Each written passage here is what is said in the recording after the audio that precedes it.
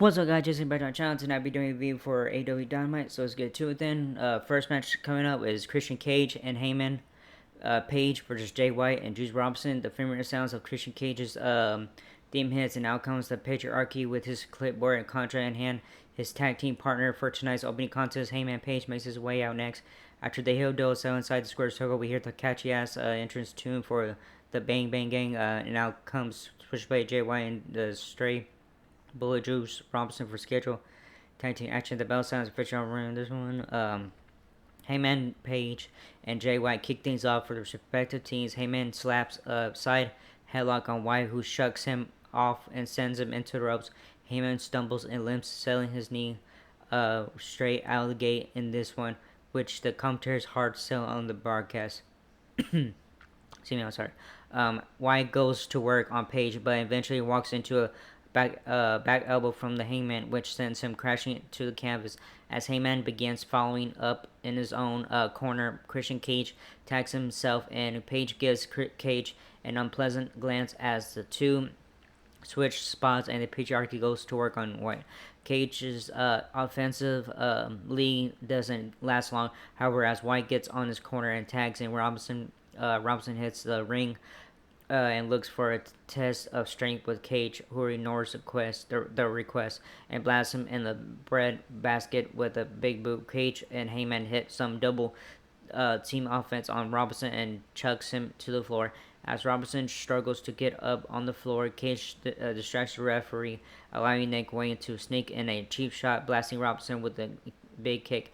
As Mama Wayne and Kip Sabian watch on back inside the ring, Page continues to deliver punishment to Robinson as he and Cage settle into a comfortable offensive lead. Moments later, Robinson is on the floor again, where once more Nick Wayne looks to get fiscally involved as he measures a cheap shot. He is surprised from behind as Hook appears in the crowd and chokes Wayne from behind, from the other side of the barricade. He yanks Wayne over the barricade and drags him out through the crowd to the back inside the ring. Page and White end up as the legal two-man in the ring, trading explosive chops as the crowd once again comes to life. White hits a dragon screw on the knee of Page. Cage comes into the ring, but White sends him to his butt as well. He hits a DDT on Page and then counters a kill switch attempt from Cage into another DDT. After some more bang for action, we see the left hand of God by Robinson rock Cage hard as White takes him to the outside for a blade runner back in ring. Robinson is dropped on the mat by Page thanks to the interference by Mother Wayne as shot to the head with Cage's contract by Kip Sabian followed up by a dead eye from Heyman and ends this one. So winners are Christian Cage and Heyman Page. Alright, we have a segment coming out with the Bull Ospreay. After commentaries run down the updated lineup for AEW Full Gear 2024, as well as more action scheduled for tonight's show, we have backstage where Renee Paquette is standing by with Mercedes Moné. Camille Monet tells Bridgeport to say hello to their CEO. Renee asks about the champ, and Camille attempting to hit Chris Stanlander with the car, but Mercedes says it's not her fault. Camille can't drive. She goes on to run down Statlander, insisting she'll beat Chris at Full Gear to return her title. As she starts to walk away, Monet sees Chris approaching, calling for Camille to intervene, but she gets sent into one way and then driven through another. The two get after in a chaotic scene, and then we cut to a video package promoting the AEW November to Remember tour. Following commercial timeout, the show returns to the side of Tony Schiavone standing in the ring with a microphone in hand. Schiavone welcomes Will Ospreay to the ring to speak. Ospreay heads to the ring to a big reaction from the crowd. Schiavone brings up that what has been going on with his former longtime friend turned enemy Kyle Fletcher and Don Callis. Ospreay addresses what has been going on and then calls out Fletcher. Fletcher makes his way out by himself to a ton of booze. Fletcher says everyone told him not to come out here alone, but he had to show it, and insists he's not going to try anything. Ospreay says he knows better because he's been on the other side. He says he's probably got something hidden behind him. Fletcher gives up a screwdriver he had on his person as he enters the ring. Alright, the two began airing airing out their past issues and pent up frustrations. Fletcher's primary beef is that Osprey is a Goshen or something, whatever. It was grooming Fletcher to be a Will Osprey clone. He calls Osprey a selfish hypocrite. Fletcher says he's doing what Osprey would have done. Osprey takes issue with that, saying he did stab Kazuchika Okada and Kenny Omega in the back. Before he did that, however, he was a multiple time best of super junior winner. He lists another other accomplishments and accolades, and then questions what Fletcher did. Not United Empire, not not Aussie not Aussie Open. What has Fletcher done? Sorry, Osprey says Fletcher was originally claiming to be nothing like Osprey, but says now he's claiming he only did what he knew Osprey would do before he could do it. Osprey tells Fletcher to pick a lane. Fletcher calls out Osprey for a one-on-one showdown at AEW Full Gear 2024. Osprey says there it is. He says Fletcher wants his 15 minutes of fame. He says around these parts they call him Mr. Pay-Per-View. He brings up having 5-star match after 5-star match. He says his challenge is accepted. He talks about watching with his 6-year-old son as he shaved his head. He talks about the Tiger Driver that Fletcher hit him with and his own issues and how he couldn't feel his son holding his hand. He says Fletcher is responsible for that. Fletcher makes one quick comment and then we see if Lance Archer and Brian Cage show up to join Fletcher. Osprey says he knew it, but has friends of his own. Mark Davis and Powerhouse Hobbs show up. Alright, right away, Falls Count Anywhere match. The Murder Hop Monster, Lance Archer versus Roger Strong. All 6 guys began with Raw Brawl. Osprey and Fletcher end up on the floor, brawling all the way to the back. Roderick Strong's theme begins playing. Archer hears it and knowing he has a match scheduled against him, begins walking up the ramp to meet him at the entrance tunnel. It says Strong comes up from behind Archer and blasts him with a candlestick. Archer fights back and puts Strong through a table. He goes for a cover in this Falls Count Anywhere match. But Strong kicks out. We head to another commercial break on that note. When we return, the show returns. We see Strong bashing Archer's head into the barricade over and over again. He turns to acknowledge the crowd, but is blasted with a big shot from the Machine. Brian Cage takes him into the crowd and hoists him up for a powerbomb. Archer goes to join him, but Strong fights it off just as Mike Bennett and Matt Taven hit the scene and help out with the numbers disadvantage after some more back and forth action. With all the guys, we work to the finish, which sees Strong pick up the win. So winner is Roger Strong. Alright, right away coming up is Kanushka Takeshita versus Adam Cole. Once the match wraps up, Strong gets on the mic and yells, "Max!" Strong talks about about MJF and the deal they have, as well as Adam Cole requiring 3 consecutive wins to get a fight with him. As he continues talking, he is attacked by Kanushka Takesha.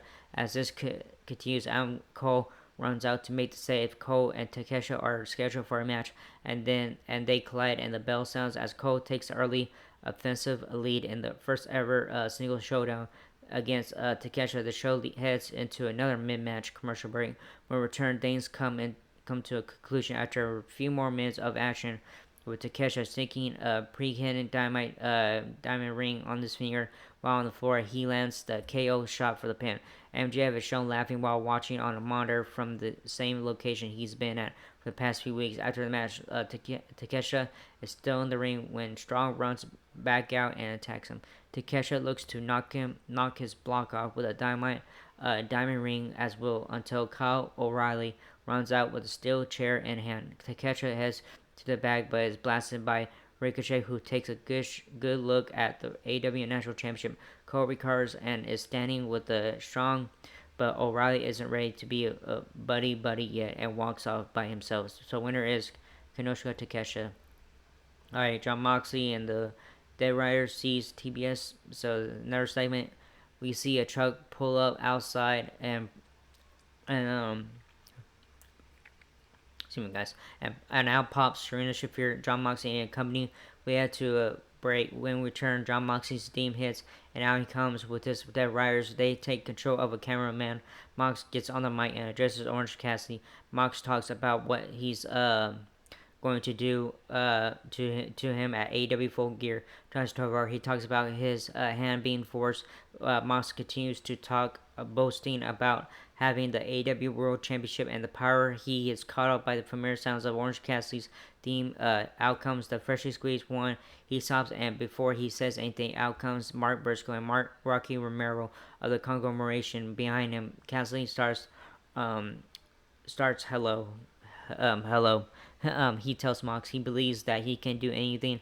He can do everything he says he's going to do. He talks about the AW World Championship and how it is the power. He says Mox holds it and they could fight all over the building, the parking lot, or catering, but the only way to become AEW World Championship is by wrestling. He says he's pretty good too. I beat you. Remember that? He tells Mox that they're going to wrestle at AEW Full Gear Transfer 4, and he's going to beat him again and take the power back. He mentions Mox talking about how they're playing chess. Cassidy says there are still a few pawns he needs to get rid of. He addresses Wheeler Yuta. He tells him they're going to wrestle next week, and he's going to remove the pawn that positions him to take over the king.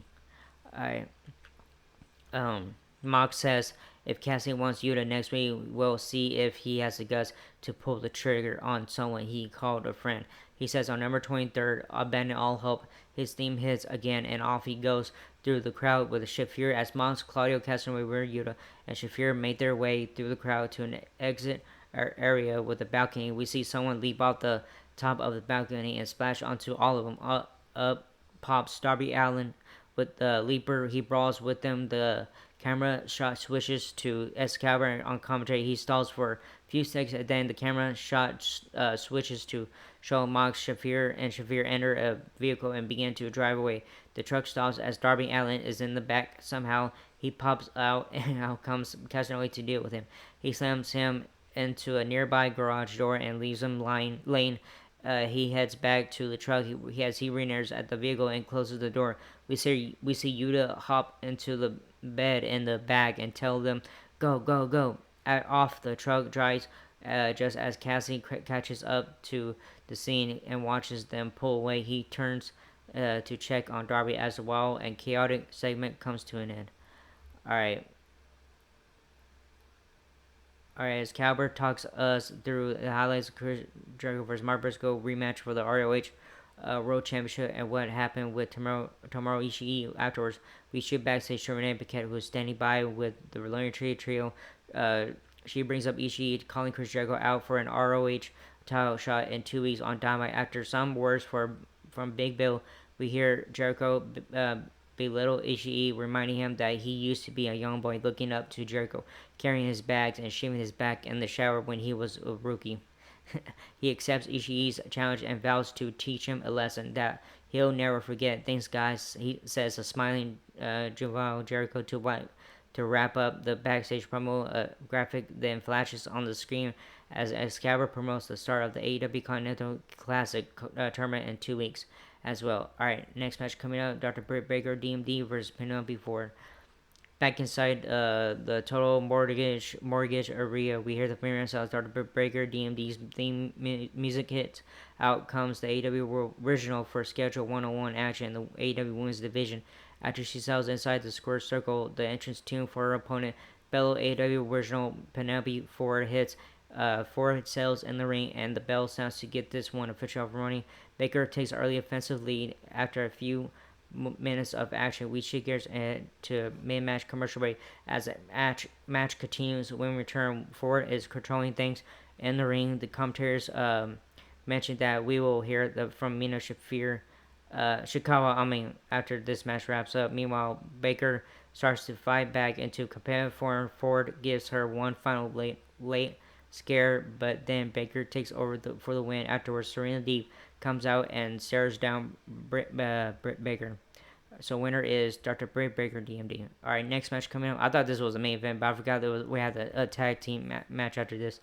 Alright, Short Strickland versus Leo Rush. Backstage, Renee Paquette standing by with the returning Mina Shirakawa. She's giddy and excited as always, and talks about how she's going to be the AW Collision, to be at AW Collision to watch Maria May against Anna Jay. Hardy Cameron walks up and challenges Mina. The two shake their boobs literally and confront the bout for this week's show. Inside the arena, out comes Leo Rush and Swerve Strickland, the latter of whom is accompanied by Prince Nana. The bell sounds and Rush and Swerve get things officially off and running with our next match of the evening. Swerve and Rush put an athletic display straight out of the gate. The two match each other step for step. As the commentators continue putting over how well the two know each other, following their story history together earlier in their respective careers on the floor. Swerve takes control of the fence back in the ring. Swerve heads to the top, but Rush kicks the ropes and crotches Swerve. Swerve crashes and burns out on the floor at ringside. On that note, we shift gears into a mid-match commercial break.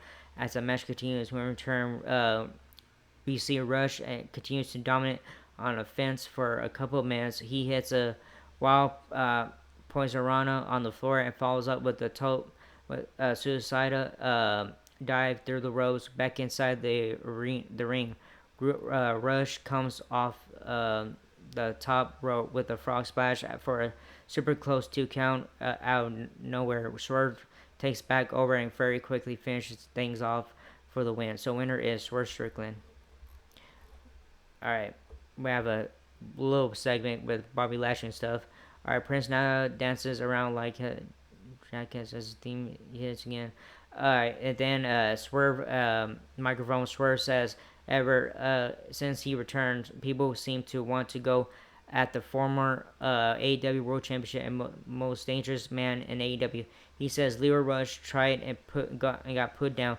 Swerve says Shelton Benjamin arrived in AEW and tried to make a name of him, whatever, and got put down too. He talks about Bobby Lashley, and as he does, out comes the Hurt Business. Excuse me, I'm sorry. Out there.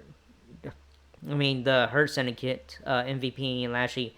MVP verbally blasts Swerve primarily to distract him as Benjamin appears in the ring behind him and attacks him. Lashley makes his way down and joins in on the front. The Almighty proceeds to manhandle Swerve as Benjamin has Nana backed into a corner and kept from getting involved. MVP chokes Nana with his cane and makes him watch as Lashley continues to ragdoll Swerve all over the ring. He slaps his full Nelson finisher on Swerve and cranks away. As Swerve goes out, the Almighty isn't satisfied with that. However, as he releases Swerve, as a ton of security make their way out, Benjamin and MVP head out to stop security from getting any closer to the ring. As they do, Lashley snatches up Nana and ragdolls him to sending him into the corner with a vengeance. Lashley and the Hurt Syndicate walk off. Alright, backstage, Renee Paquette is standing by with Jamie Hayter. AEW's Becky Lynch, talks about her. I didn't say that, the person said that. Alright, talks about her win over Penelope before last week and is asked what is next. She says that is a question on everybody's lips. She said she did what she was going to do last week, and now she's going to continue doing what she does. What she says, I'm sorry. She's back to right some wrongs from the past for right now. She thinks she's coming after one thing before she can say what it is. The lights go out. We cut a horror movie style vignette of Julia Hart in bed with a white shirt on that has blood spots on it. Her phone rings. She picks it up. Julia, it's time to come home. Julia sees the cord onto the phone isn't plugged into anything. She starts freaking out in a mirror and runs water as she slowly transforms into a House of Black horror movie version of herself that we are familiar with. She puts her trademark black hat on. We head to another commercial break. Alright, main event coming up. AEW Full Gear Contender Series, the House of Black versus FTR. Main event time. When we return, Private Party's theme hits, outcomes. The AEW World Tag Team Champions, they will get a close look at the scheduled main event for tonight, which is an AEW Full Gear Contender Series match, as the House of Black and FTR will do battle to see which team joins them and the Outrunners. one another team in the title too at the upcoming video. The House of Black's theme hits. Out comes the Kings of Black, the duo of Malachi and Brody King after they settle in the square circle. The lights come back on and their music dies down. The entrance tune for their opponents hits. Out comes the FTR duo of Dax Harwood and Cash Weaver. After the bell sounds to get this one official off running, we see King and Harwood kick things off for respective teams. King takes the early offensive lead and taunts Harwood. Wheeler tags in to try his chances at the big man. As the action continues, we head to a mid-match commercial break. When the show returns, the commentators point out that it will be being 3 minutes past the 10 o'clock hour. We are officially in overtime this week. The action in this one begins to pick up with FTR finally starting to show signs of life. They begin fighting back in competitive form as the Bridgeport crowd comes to life in the background. For us, Calbert begins giving some new updates for matches now made official for next week. AEW Dynamite, such as Claudio Castagnoli versus Darby Allin, blah blah. Alright, we're King.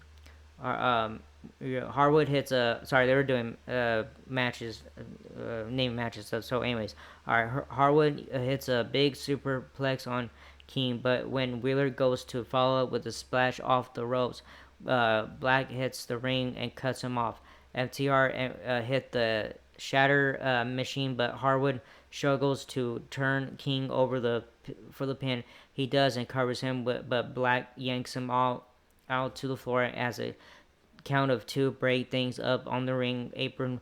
Outside of the ring, Rose, Harwood, and Weir hit a spike pile driver to Black.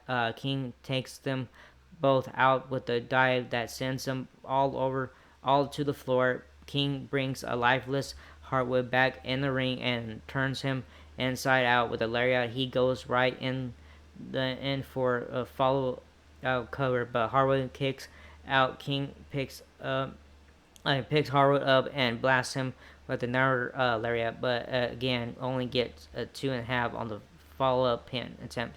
Fans chant "Fight Forever" as the high-stakes tag team tilt continues. King slaps a sleeper on Harwood. Harwood is already out. King sneezes away at the already unconscious Harwood, and the referee calls it off. The House of Black team of Malachi Black and Brody King win. With the win, they now join the Outrunners and other team yet to determine in the four-way AEW World Tag Team Championship match against Pirate Party at AEW Full Gear, 2024, November 23rd. FTR and the House of Black shake hands, and that's how the show goes out there and stuff. So winners and advancing to AEW Full Gear tag title match, the House of Black. Yep, good show tonight and stuff. So not too bad of a show, but man, everybody was kicking each other's ass during this whole entire show, so like nonstop. It was crazy, but yeah. Anyways, that was it for this video. Hope you liking stuff and not whatever. That was it. So subscribe, hit that button, leave a comment and stuff. If you guys want to leave a comment, I don't care. That was it. I'll see you guys in the next video. Laters.